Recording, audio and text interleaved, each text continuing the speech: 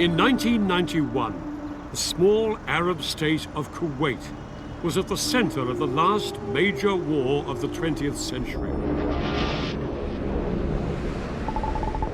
Saddam Hussein's Iraq had invaded Kuwait, putting nearly half the world's oil within his reach.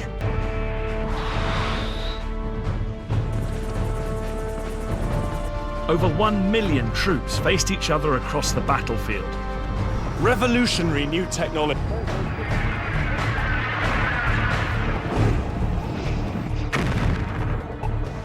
I'll be getting to grips with some of the challenges faced by the men and women on the front line in this new era of warfare.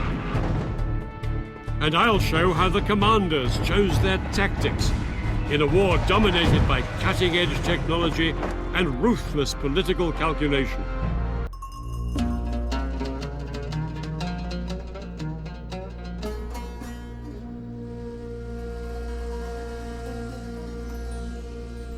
In the early hours of August 2nd, 1990, Iraq's army shocked the world by invading its neighbor, Kuwait. Kuwait's tiny army was unable to mount any serious resistance.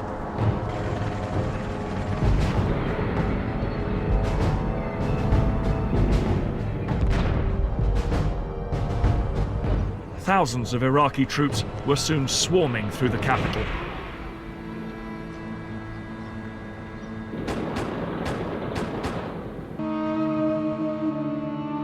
The ruler of Kuwait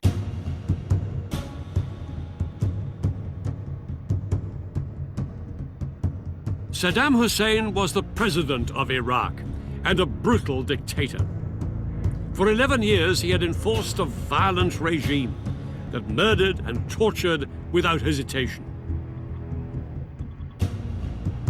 He'd built up the fourth largest army in the world, with over 1 million troops.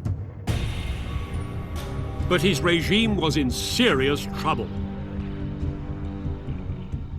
Not least because an 8-year war with his neighbor Iran had left him with a mountain of debt.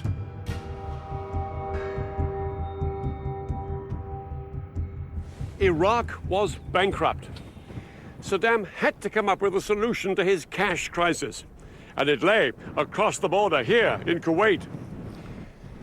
This is Iraq, and here is Kuwait. Kuwait is almost floating on oil. Outside the capital, Kuwait City, oil wells cover much of the country. To the north, there are oil fields on the border with Iraq. Here in the center, the Burgan oil field is the second largest in the world. Altogether, Kuwait held 10% of the world's oil, and it was this vast wealth that Saddam had captured. Together with the Iraqi oil fields that Saddam already owned, he now had control of over 1/5 of the world's oil reserves.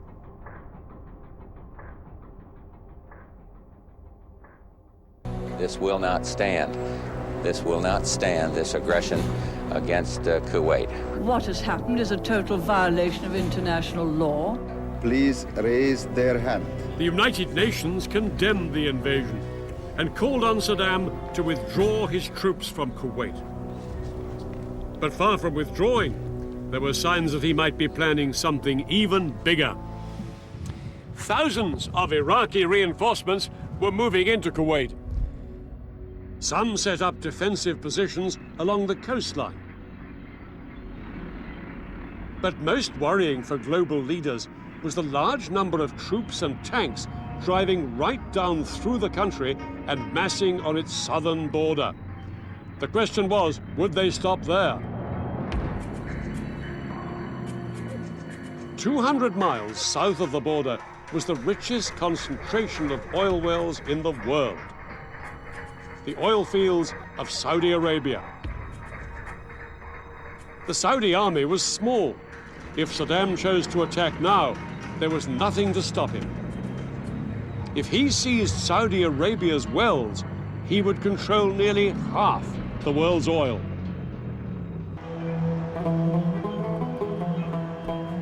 Saudi Arabia is the spiritual home of Islam, It contains the cities of Mecca and Medina, the most holy sites in the Muslim world.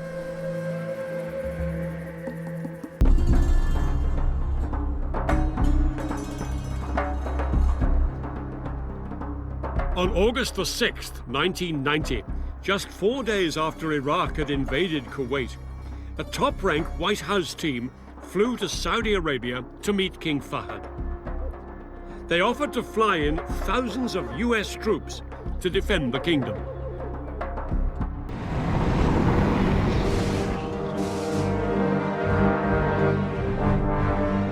Within hours, one of the biggest deployments of troops since World War II was underway.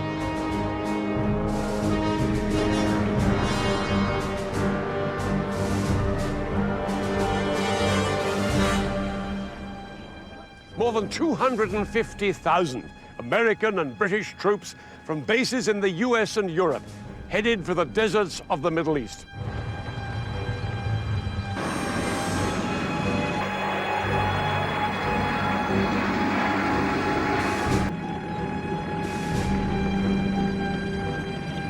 In the coming months, troops from over 30 countries would take their place alongside the Americans and British in the Saudi Arabian desert. It was an extraordinary coalition that even included several Arab states like Egypt and Syria, but it was the Americans that dominated. The man in charge was called General Norman Schwarzkopf. He was a giant of a man with a keen intellect. He also had a fiery temper, and he set the tone with one of his first public comments about Saddam Hussein. If he dares come across that border and come down here, I'm completely confident that we're going to kick his butt when he gets here.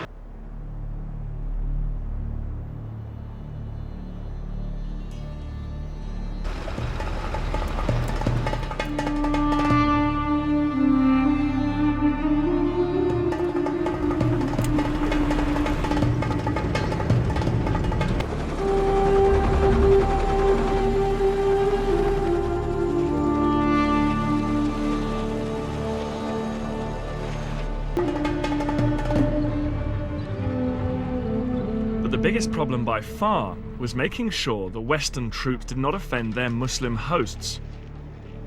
Even apparently innocent behavior, like female American troops wearing short sleeves, could cause huge offense in a country where women are expected to cover up completely.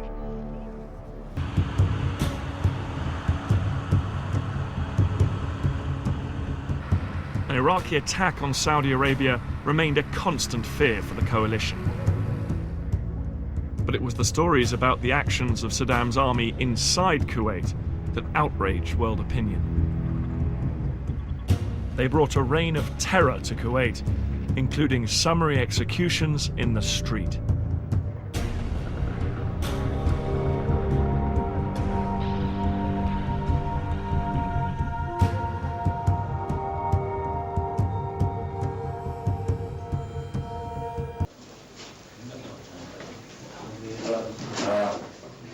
Western civilians living in Kuwait and Iraq had been rounded up and taken to Baghdad as hostages. Saddam appeared with some of them on television in a clumsy attempt to show that they were being treated well. You're British, all of the moment, yes. Stuart عنده حليب? Does Stuart get his milk? Yes, he does. Meanwhile, his grip on Kuwait was tightening. Saddam Hussein had turned Kuwait into a defensive fortress. Hundreds of thousands of Iraqi troops were in and around Kuwait. Many of them dug in down here on its southern border. They'd built very heavily defended positions with great sand ramparts close to the frontier with Saudi Arabia. Behind them was a second line of defense with thousands of troops. And then about 100 miles further back, just inside Iraq, were Saddam's elite troops, the Republican Guards, waiting in reserve.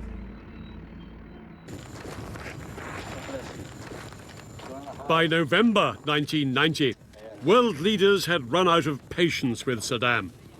Although he hadn't attacked Saudi Arabia, he showed no signs of withdrawing from Kuwait.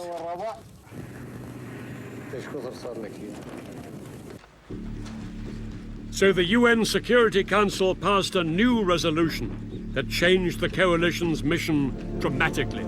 12 votes in favor, 2 votes against, 1 abstention.